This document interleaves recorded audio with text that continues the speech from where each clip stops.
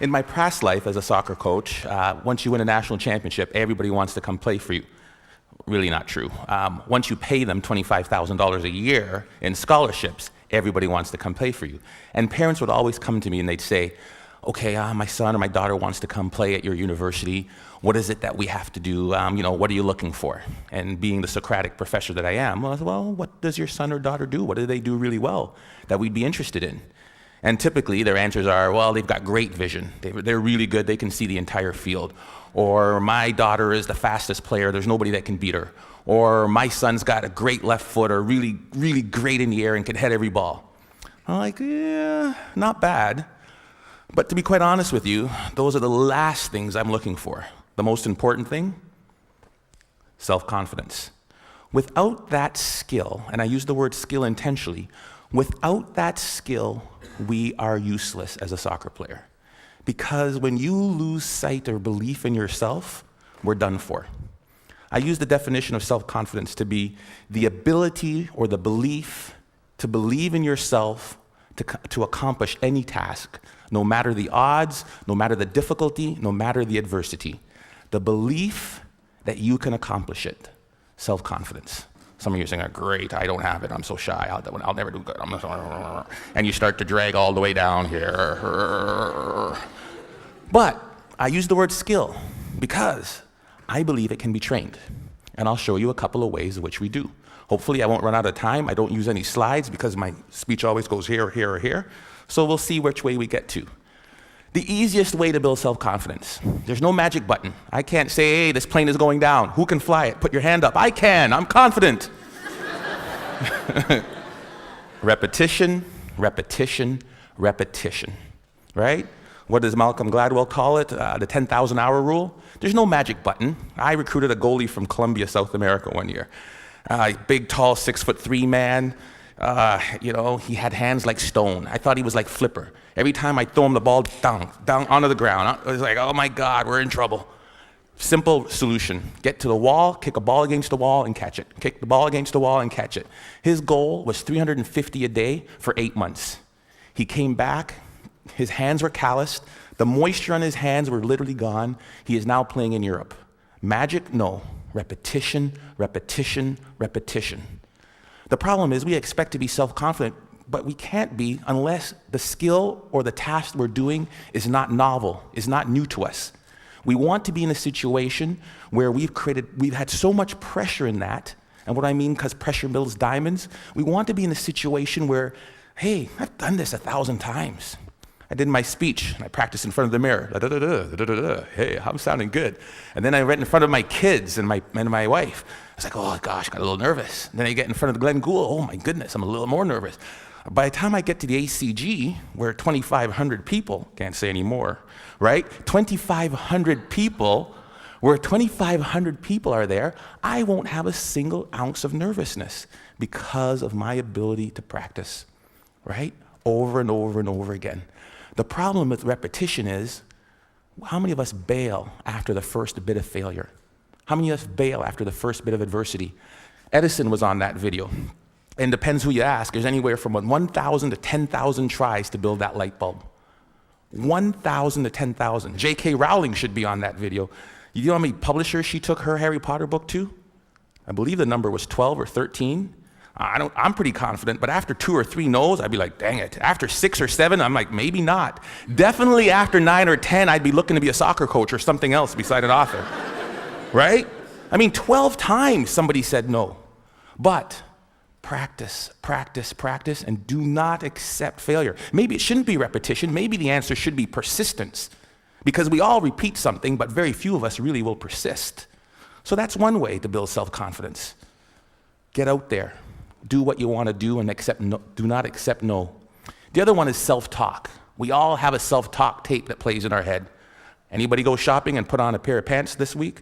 If you're a woman, the first thing that always comes, damn, I look fat in these pants. And if you're a man, it's the opposite. Oh God, I have no muscle, I'm so flabby, right? We all have this tape that plays in our head. As a student, if they asked me the question, it was like, oh, gee, please, professor, don't pick me. I don't know the answer. I look down, right?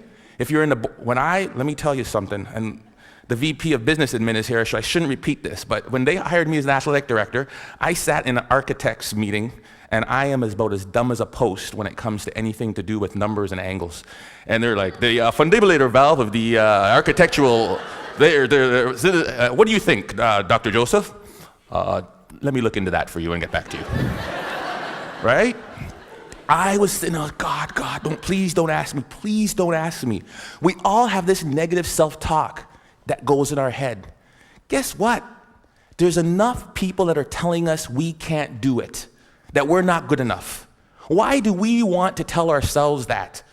We know for a fact that thoughts influence actions. We saw it there with the video Dr. Levy showed. Right? We know that our thoughts influence actions. Why do we want to say that negative self-talk to ourselves? We need to get our own self-affirmations. Muhammad Ali, what was his self-affirmation? I am the greatest. Who else is going to tell you? There need to be quiet moments in your bedroom, quiet moments when you're brushing your teeth, that we need to reaffirm, I am the captain of my ship and the master of my fate. That is my affirmation. I came from a school of 1,000 people. I lived in a town of 1,000 people for 15 years. There's no reason that I should be in charge of an athletic department building Maple Leaf Gardens. But I am the captain of my ship and the master of my fate. If I don't say it, if I don't believe it, no one else will. How do you build self-confidence? Get away from the people who will tear you down. There's enough of that. Muhammad Ali, I am the greatest. There is no one better than me.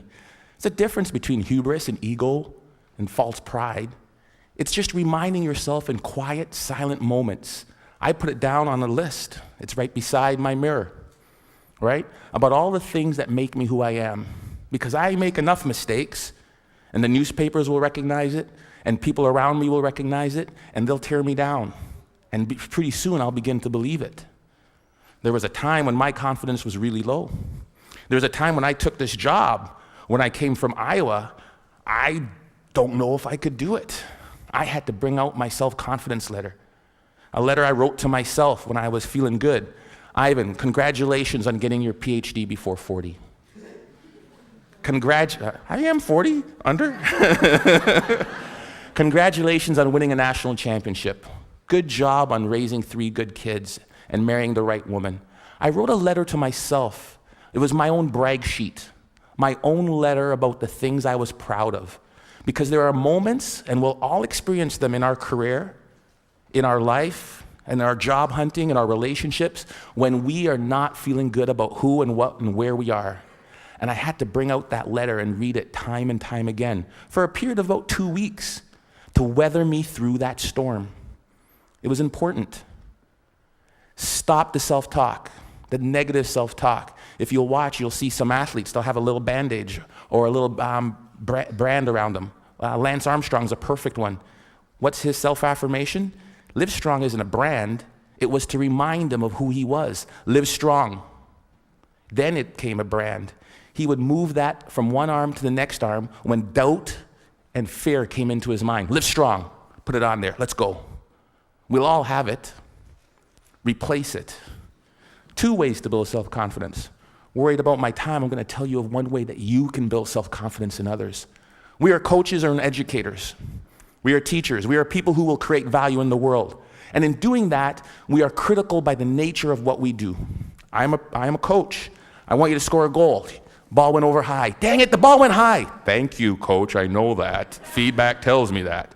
So what do? I need you to put your elbow or here. I need you to put your knee over the ball. I need you to follow through. Boom, land, great. Notice I never made it as a professional. What can we do? We fix mistakes. When I'm fixing that mistake, Johnny, this is terrible. You need to bend your knee. You need to do this. What have I done to Johnny's self-confidence? Bend your knee. Think of this. Next thing you know, Johnny's crushed. Ignore what Johnny does wrong and find Bob or Sally or Frida over here. Great goal, Frida. I loved how you kept your knee low, you followed through, and you landed like this. Great job. Johnny, great. Johnny's not demoralized. His confidence isn't shot. And what I've done is I've built up Frida's. Imagine how we could change the way we parented kids. Instead of, get that glass off the counter, what's wrong with you? If we catch them while they're good. Great job. Great job. Thank you, Alice, for taking your glass to the counter. It sounds simple, but we forget about it. Or as educators, or somebody as a team, if we manage to praise the positive behavior that we wanted to reinforce. We forget it. It sounds so simple. Catch them when they're good. We forget it. It's simple. Here's what they did. There was a study in Kansas that did this. They did video, and we all do video, and we showed the video of them doing the run of the play. This goal happened because the basket wasn't protected. We didn't rotate here right. We needed to do this, and then to cover the slot. And if that's the baseline, improvement of the Kansas State team went like this. Then they said they ignored all of that, and they just showed them the times they did it right. The times they did it perfect, that presented no goals, spoke to the same points, improvement went like that. It changed and revolutionized the way we as coaches interact with our student athletes. We can apply that to the business world. We can apply that to our student group works. We can apply that to our management teams easily. Catch them when they're good. Last and certainly not least, my son is really good at this. Self-confident people interpret feedback the way they choose to. I asked my son, who is by the far terrible athlete, gets it from his dad. The games, they win 5-0. How was the game? Oh, great, I scored 3 goals, I got 2 assists. I'm like, I did not see him touch the puck. But he has his own perception of how he did. I love it, right? I'm that guy. I'm like, I remember when I was taking when I met my wife, it was in the Commons. Polly, would you like to go to the movies? Ladies, dingle, dingle, dingle. And she goes, no. I ask her again, because I think that she just hasn't seen me in the right light. Maybe that's not the wrong shirt on, right? Because I'm interpreting that the way I want to interpret it. Finally, I ask her out again. She gives me this one comment, right? Or she sent it through her friend, because that's the way you did it back then. She wouldn't date you unless it was the last person on Earth. The hell was freezing over. There was a small chance we had to save the planet Earth. Some people's like, there's no chance. I'm like, you're saying there's a chance. Right? Because that's how I'm going to interpret it. If I could give you one thing to take from this, it is, no one will believe in you unless you do. Listen to the words of that video. Here's to the crazy ones, the misfits, the rebels, the troublemakers, the round pegs in the square holes. We're supposed to be different, folks. And when people look at us, believe in yourself. Thank you.